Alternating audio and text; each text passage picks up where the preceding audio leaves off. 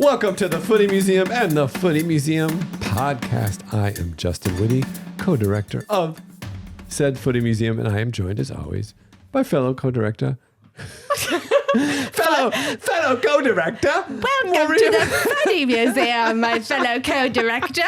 Oh man, the Premier League really got me going. Oh my gosh. Well, today there's a lot to talk about when we're talking about the story of football, the soccer kind. The soccer kind. We're going to start with the big European leagues kicking off, really talking just a little bit about the English Premier League.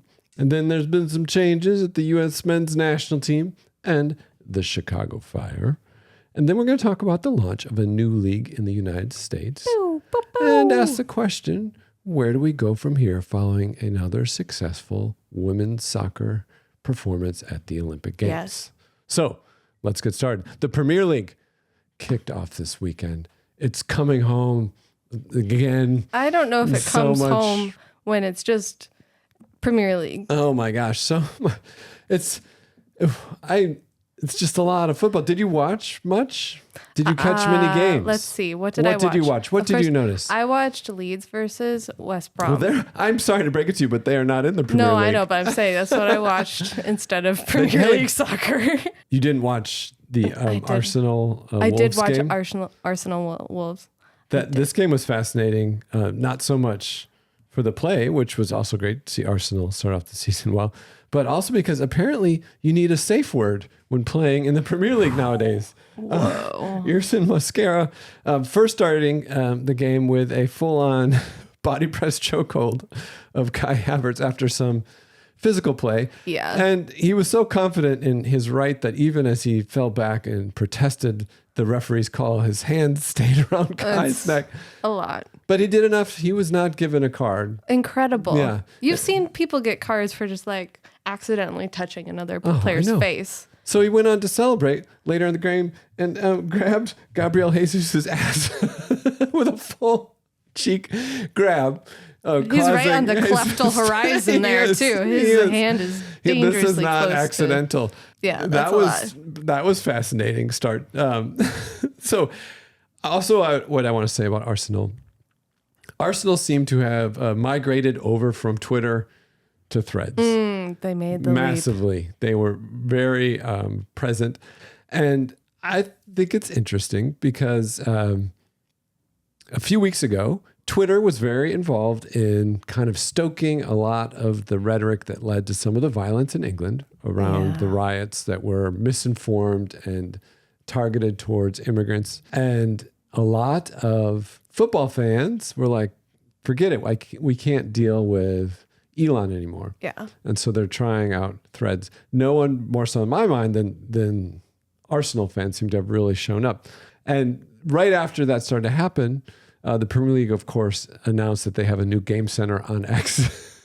Oh, no. Really being, really tied into their fan base. Ouch. But another cool thing, and I don't have a photo of it, but we'll just leave this one up. Sorry, this is the most, we'll leave this up as long as possible. Another interesting thing was the video footage showed from a watch party in Brooklyn of none other than Spike Lee, who's apparently a Gunners fan, rooting on Arsenal with a big crowd, and it was just a great image. So it's just despite all the groping going on the field. How does Spike Lee celebrate? Is he just like, he plays a little... He was kind of hopping up and down. I think underneath that big hat and those cool glasses and sneakers, he is getting a little older. So I think just like, he looked good though. He had the yellow kit with the like zigzaggy line on it. So good Arsenal weekend. The other game I paid attention to because we had featured them is Ipswich Town's return to the top tier. They unfortunately lost to a scrappy, hungry side, Liverpool, who kind of decided to turn it on the second half and just displayed quite a bit of class with their now short-haired Mo Salah. It looks like you might be getting a few hair plugs. I'm just saying, your hairline doesn't usually spending move little forward. time in Turkey. But it's early in the season, not a lot, a lot's up in the air. But one thing that really stood out to me is there is an epidemic in the Premier League going on around the collars of kids. Really? All right, let's see some. Well, starting with the game I just mentioned, Ipswich Town, this is in person. This is very thick looking almost like a mock turtleneck collar. You don't Very like tall, that? tight. It almost looks like the head's squeezing out. It's sealed. They played against Liverpool, who were sporting the faux collar. But it doesn't stop there. Aston Villa also with the faux kind of ribbon collar. We have another mock turtleneck with Bournemouth. This one, real bad. This is like the youth pastor mock turtleneck. It's almost like a full black dickie under there. This, I don't know what to say about this Brentford pink kit with the very uptight rounded collar, which seems to be a thing this year. You know what? I think it's cute. Done no better than Chelsea. I don't like this one. I don't like. I've seen This is like saggy, worn out collar. I saw some teams in the Olympics wear this type of collar, and it just pops up. Right? It doesn't stay put where it's supposed to be. It just pops up, and then it becomes like a middle school boy doubling up his polos. It's very George O'Keefe. Oh, you collar. think? Okay. And then this one's okay, I guess. Although this Fulham kit is a little united in my mind. Another mock turtleneck on the other Ipswich town. We have this. This is a lot.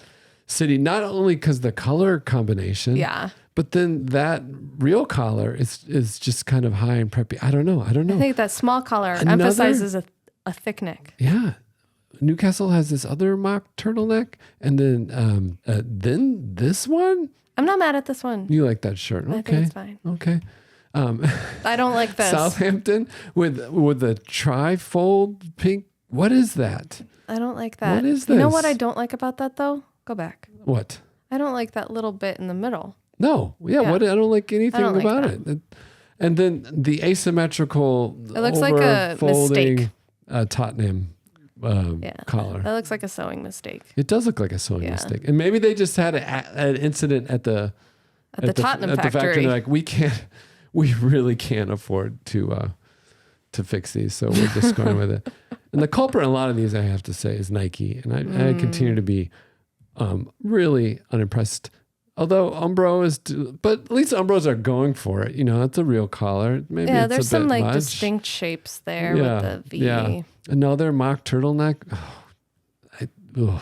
Anyway. That's the kind of uniform you can really only wear when the temperature gets to max like 75 degrees. Yeah, seeing them just sweat it out in summer. Yeah. And it's so much tightness around the neck. Yeah. It seems like maybe we're entering an uptight stage, and it's like really. What I like to think is that there was a plucky, down on his luck collar material salesman who just like pulled himself up by his bootstraps, went to all the major I got a jersey surplus, manufacturers, like, guys. hey, you know what's big this year? It's colors. You can put them up, you can put them down. Everyone wants a color. They're just gonna You get see what they're doing at Umbro? You see what they're doing at Nike? Get it out there. taller and taller. It's just- You're right.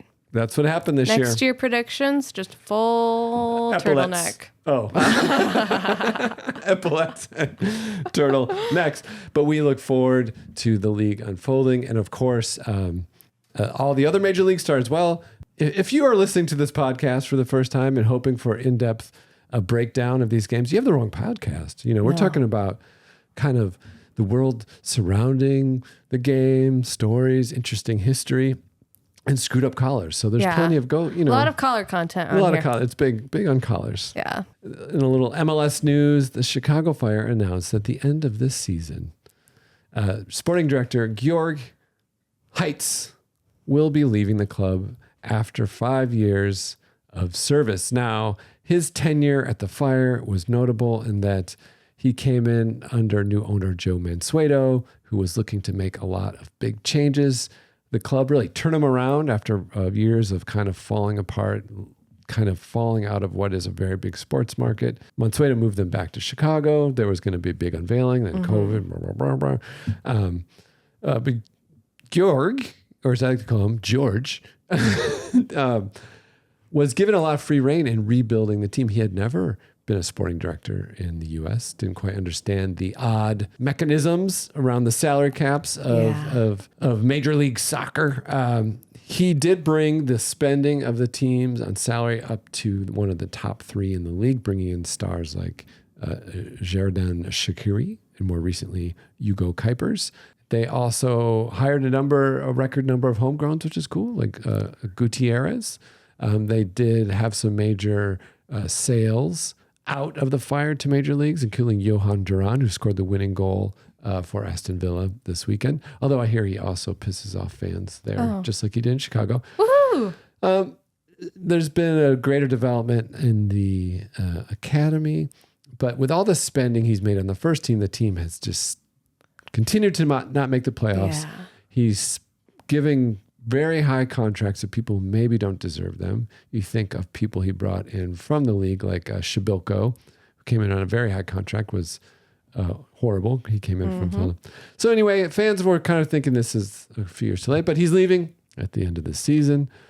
So clearing the way for possibly a new sporting director, maybe a coach / sporting director to try to rebuild again. So if you are a Chicago fan, a Mets fan, that's interesting. And shortly thereafter, I think just even a day or two later, Shaqiri announced he will not be returning to Chicago Fire. The least kept secret. The man has not been in Chicago since May. He's not. He's been. And I was at the last game he played at home. He was going, oh yeah. He didn't even start. He's not. It did not work out for Shaqiri. When he came in, he was the top, but highest. He was the highest paid player in MLS at the time of his signing. He remained in the top group until he left. His production was abysmal. I think the peak was his first year. He was a contributor on 18 goals, which was really a combination of penalties and a few assists. He often would be pouting, kind of negative body language on the field. Did not seem like a right fit. So he has gone back to his first ever club, FC Basel. We wish the best to Shaqiri. Didn't work out, but now the Fire kind of admitting their season maybe is over, looking forward to rebuild fully from the top down. A season, which, by the way, is on perpetual hold. I looked it up. I was going to, before you move on. Yes. You didn't mention anything about Shaqiri moving back to Flavortown. I did not. I'm sorry. We usually like to pay a lot of attention to Guy Fieri themed kits, and I totally dropped the ball. You dropped the ball. What do you think of the FC Basel kit, Maria? Out of all the flamey kits that I've seen recently, this is the flamiest of all of them. I think it is kind of fun. If I'm not. So if you can't see it, it is a blue kit with really cartoonish, wavy red, I would say, flames that are edged in the gold. So you have the red, blue, and gold of FC Basel coming up from the bottom and the top, and then kind of like meeting in the middle. So the coolest part is actually the belly, and the best players have a fire in their belly. Yeah, so they do. I don't know how that happens. And so it's like it's a weird reflection from the top to the bottom, and then the flames also on the arms. Yeah, which just seem like then you're not sure which direction. Yeah, like they should have just left those off. It's kind of a good look on Shaqiri. I think that's kind of his style. It's kind of wonky. Maybe it'll remind him of his time at the Fire. That wonky, is ironic, flamey isn't time. it? Yeah, a wonky, flamey time. It feels very like medieval, like more like Renaissance-y fair type thing. Yeah, like from medieval times versus the medieval times. Yeah, that's what I'm saying. Yeah. Well, why didn't you just say that? Sorry. I also love that, like, he might also be getting a taste that, yes, FC Basel is definitely an older club, been around. They might not have the marketing budget of the Chicago Fire, as this film shoot was taking in someone's garage in front of a sheet. You see that shadow in the background? They only have what appears to be one light and a big bounce made out of just foam. Well, good luck, Shaq. Yeah. And what are you going to focus on now that your international career is over? That's all I seem to care about anyway. But that's not the only change going on. There was huge news in the world of U.S. soccer this week that the leader of the U.S. men's national team, the coach, also known as the manager.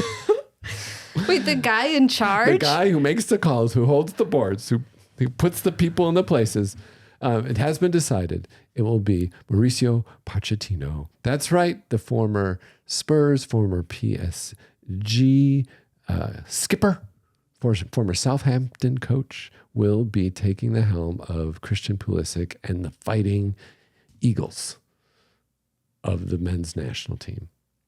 Now, this is a big signing. Very exciting. Yes. I mean, this is someone who's played in the EFL Cup final, UEFA Champions League Cup final, winner of the Coupe de France and the Coupe de la Ligue final. You mean the McDonald's Coupe de France? Yes.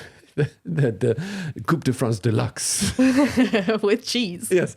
In France, they just short it the number 1 and the number 2. The winner of the number 1. Of course, everyone knows who Pochettino is. But when it was assigned, U.S. men's soccer fans were very excited, especially, I think, after watching what a difference his fellow Chelsea coach, Emma Hayes, made with the women's national team. A noticeable, very quick difference to have a world-class, serious manager in charge. So I think Crocker from U.S. Soccer hiring Pochettino and then Pochettino agreeing to come in, because there was never any secret that we wanted a big hiring, I think was really exciting news. But right away, the soccer world, as they love to do, starts saying, oh yeah, but is he really that good? He couldn't even win the Champions League with PSG, right? He had PSG, he couldn't win the Champions. And what has he really won? Yes, he's made to UEFA's Champions League final, didn't win the cup, didn't win the Premier League. So what? He's kind of washed up, and international football is kind of a step down. And yes, it is maybe, and maybe he's on the way down. But let's compare him to previous U.S. coaches. Our most recent, Greg Berhalter, his experience at the time of hiring was just in Major League Soccer and the Superettan. The second tier. The second tier of Swedish football. As we know, that really good. The only finals he had coached in were the MLS Cup finals. Briefly before him and after him was BJ Callahan, who was an assistant coach in Major League Soccer and actually did better than Greg Berhalter. Then had some collegiate experience as well. Before that, Bruce Arena. I'm putting it in order of they last appeared. Bruce Arena had 2 stints, but when he was first hired, he had only experience in Major League Soccer, MLS Cup finals, US Open Cup. And then maybe the most experience of the previous group, Jürgen Klinsmann, who did coach Germany in the World Cup and did make it to the semifinals. He was largely criticized in coaching that team up until the World Cup. He rotated the goalkeepers every game. He had a lot of out there views. Just Google Klinsmann's coaching philosophies. He's kind of not great. Never won any trophies. And then before that was Bob Bradley. Again, just MLS. So in the context of all of those things, he is head and shoulders above. This is the best manager the team has ever had. Yeah. Gosh. Expectations are just out of sorts, aren't they? Yeah. Like the goal shouldn't be a reasonable goal. Shouldn't actually be to win. Yeah, I think the goal, it would be judged a success if we go into the 26th World Cup, make it to the quarterfinal, and beat a team that's in the top 20 of the world that's not Mexico. Yeah. And I think play in a style that suggests there's an understanding and kind of a buy-in from the players. So we'll see. I don't think the goal should be to forever change how the world views U.S. soccer, which was Greg Berhalter's goal. Yeah, you can't change people's minds, but you can change their hearts. So, yeah. Hey, best of luck. Best of luck. Tell us how it works out. We won't be watching. Just kidding. Also, this week, there's so much going on. We are still a couple weeks from NWSL coming back, which has also been off forever. But in the vacuum, the newest league in U.S. soccer landscape has opened, and that is the USL Super League. Incredible. Which is kind of groundbreaking for for the sport in the modern era in this country. You want to explain why? Because it is a second Division I league. That's right. For the it is in the women's game. It is competing, like you said, competing first division league.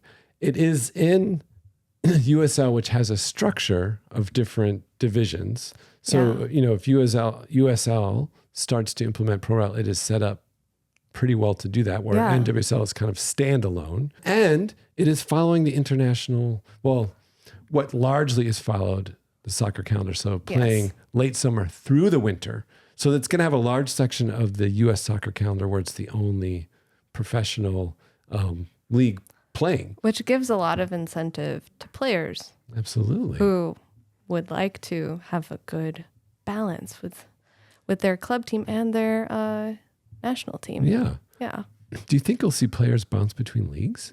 Oh, that is an interesting idea. I wonder if there's rules about that. Do you think there's going to be a fun league war between the women's leagues this time? Like an all-star game? You mean like something similar to the widely successful and beloved Leagues Cup? Oh my goodness. Just imagine. Gosh. Well, the Super League did kick off in style in front of sold-out crowds. The first match, I believe, was between Carolina Ascent and DC Power FC, which sounds more like an outlet, but it does. Yeah, but they probably were going for that. DC Power. DC Power. Yeah. Yeah. I feel like you wouldn't name something DC Power without. Well, they came up with these names. Anyways. To be fair, fairly late. This was formed quick, but Carolina won the game 1-0, and by all accounts, it was exciting atmospheres in these stadiums. I think it's a good thing. There's a lot, I think more competition, more women's soccer. We have ideals in our mind set up by other systems. Mm-hmm. Other systems aren't perfect either, right? And all in all, like, these professional leagues are really only decades old or younger, and so it's like okay to have a little bit of kind of wonky. Why do we have 2 Division I leagues? Like, that's fine for now. We'll see what happens. But it's also interesting because if we look back on the success, once again, of the past Olympics for the U.S. women's national team, that once again brought a spotlight onto the women's game. You get tired of saying that, the women's, but spotlight on the women's game, where I think it was really up there with all the top sports during that period. People were very aware of the stars, where it's going on. Yeah. It was really brought to a level that it always seems to be with our national team. And you have this new league and NWSL kicking off soon. So you have to think about how is it going to go forward? And that relates to something you were thinking about this week in the history of women's soccer and why it's gone through certain kind of repetitive cycles. Yes. And I was thinking specifically about soccer, also women's sports in general, just because like female athletes face different challenges than male athletes that have nothing to do with actually playing their sport. Right. So I was looking back to the late 1800s, to actually the first documented women's soccer match that was played in this country in 1893. And that was in San Francisco. And it was organized by this kind of sports promoter organizer who would put on these events in San Francisco Central Park. And these women's shows came through once in a while, and it'd be like baseball or they would do like a rugby type thing. And I've been thinking a lot about rugby too, because rugby sevens was so good. But they were seen as burlesque or vaudeville, right? Nobody took them seriously, and there became these stigmas around female athletes, how suspicious that they, or dubious that they played sports for money, which also is like something impure about it.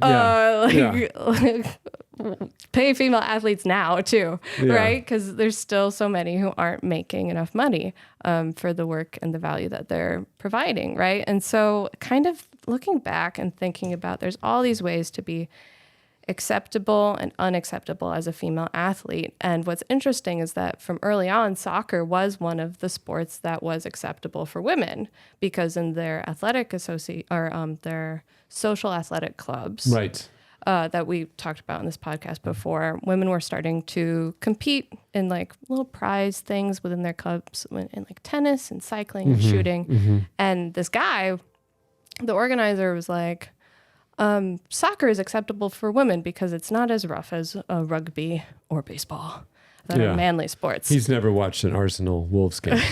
So he organizes this first women's soccer match with association rules, and they practiced and they played, and the reception was really positive. And for like all these women involved, it seemed from just the things they said in the paper, from the reporting, anecdotal things, that they were invested in this. And like they were practicing at home. They were complaining to each other about how the match wasn't fair, like all the things you normally hear from real players, right, who are trying. And there was all this hype in the community, and people were really receptive, although the press coverage was like slightly sexist. It was 1893. But then the second match that was scheduled, there was like crickets.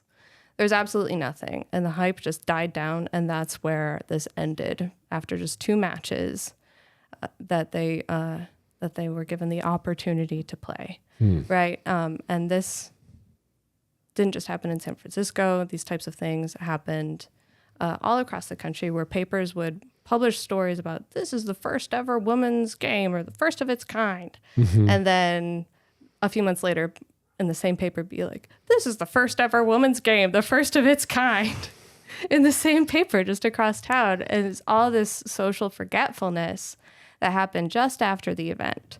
And there was no collective memory or continuity at all in the game. And that really made it, in terms of the development of women's soccer, women's athletics in general, which were discouraged from being competitive like men's or having leagues, it really just snuffed it out in a lot of ways. And thinking about that history and how we look at, there's so much hype around the women's national team in tournament time, but then the minute the tournament is done, people pay zero attention to women's club soccer. Right. So like we mentioned, that there's a new league, but also NWSL. Like, as you mentioned in this piece, the 2 of the biggest stars, definitely the stars of the gold medal match, Mallory Swanson and Alyssa Nair, play here in Chicago. And they play at in Bridgeview at SeatGeek Stadium, but it's often not as full as it should be there. But the level of the game is the same as what you saw in Paris, because I think like 60% of the players participating in Paris across all teams play in the NWSL. I mean, these are it's players. A high percentage, yeah. So it's not just the stars from the U.S. team; it's from all the teams. And I think it goes back to that movement in the last several years that people watch women's sports, right? And it's true. And somehow now it seems like from my take on it, is the debate always gets stuck in, it's great they're doing it. We should golf clap, right? Yeah. It's great. And when it comes out like, oh, that's really cool. That's great. And then it comes around and it's the same thing. Oh, look, it's great. Oh, look, it's happening. They won. Their own stars, own skills. And then this thing happens where, especially for the U.S. team, for U.S. audiences, especially since they have been so politically active, it's like all of the stakes, all of the eggs are in one basket of tournaments. And that's the only place where soccer exists. And if you fail at a tournament, which it's really hard to win tournaments, especially as just so much luck involved. It gets like the level rises across the planet where all these leagues are improving. It's becoming harder, which is a good thing. But if people's eyes are only on you for that one time and you don't win gold, it's like, oh, they're not good anymore, right? But that's definitely been the mentality, and I think what's jarring is to feel a little of that happening in the wake of what are very clear shifts. When you look at the WNBA, which has been working very hard to establish its own identity in the country, and what happened with Caitlin Clark in the NCAA and then coming to the WNBA, how much attention her playing was receiving at the college level, and then coming to the professional league, and all the drama about her joining the professional league. She's now settled and is doing quite well. I think she just broke a rookie assist record and would have been on the Olympics if they had chosen at this time. But even then, there was a lot of debate about, when it came out, like what she was getting paid when she went to Indiana. It was like a entry-level marketing, job. Yeah. Do you know what I mean? Now she's gotten a lot of sponsors have stepped in, but it's shocking because people are really drawn to her, and she has really raised the attendance of that league. And then in the NWSL, you see what's happening with the building of soccer-specific stadiums in San Diego and Kansas City. The really large crowds are getting in a lot of these teams, like in LA, the strong following. It seems like a very pivotal moment, not just for this sport, but more broadly. The solution is really simple to keep this going. It's just to watch, to support, to go. I had a few suggestions because sometimes people forget to watch, or they're watching too much soccer in general, and can't keep up. There are a few things you can do. One of them is like a passive engagement, which is just I'm so passive. Simply just follow teams on social media. Oh my gosh! Yeah, it costs nothing. You just have to follow them, and it keeps them at the front of your mind. Yeah. And I recommend Chicago Red Stars. Follow Chicago Red Stars. Number 2, Paramount Plus. You can watch. Support a giant corporation. Exactly. I don't know if you read the news. They actually need the help. I don't know if you read the news. They actually do need the help. That also happens to be where I watch Leeds play. So it's a twofer. Yeah. And then just buy a ticket, go to a game, buy some merch. Yeah, these games are pretty affordable. Yeah. They're not expensive. They regularly have better kits than the Fire do. They do, yeah. And better records to go with their better kits. Yeah, there's more competition in the NWSL than there is in the MLS. Really, the challenge is to keep the energy and not fall through these cycles, which you point out have been happening since 1893. Since the beginning of the sport in this country. So, let's hope that we catch a few more of those fans longer, and then enough where the Red Stars can move out of Bridgeview and into the city, please. When they played at Wrigley, they broke the record. They did. In the league. We broke the attendance record. I look forward to going watch the Red Stars play and hopefully the future Chicago Rugby Sevens team. Yes. The footy museums. All right. So there's a lot going on. We briefly touched on some of it. Make sure. Oh no. Make sure to like and subscribe. Make sure to check out our website at thefootymuseum.com. Follow us on social at The Footy Museum. And, if you even hear one small thing you like, subscribe or like or share. We've been doing this part of our project for over a year, and it would be nice to hear if you're out there. Yeah. Good night, dear Void.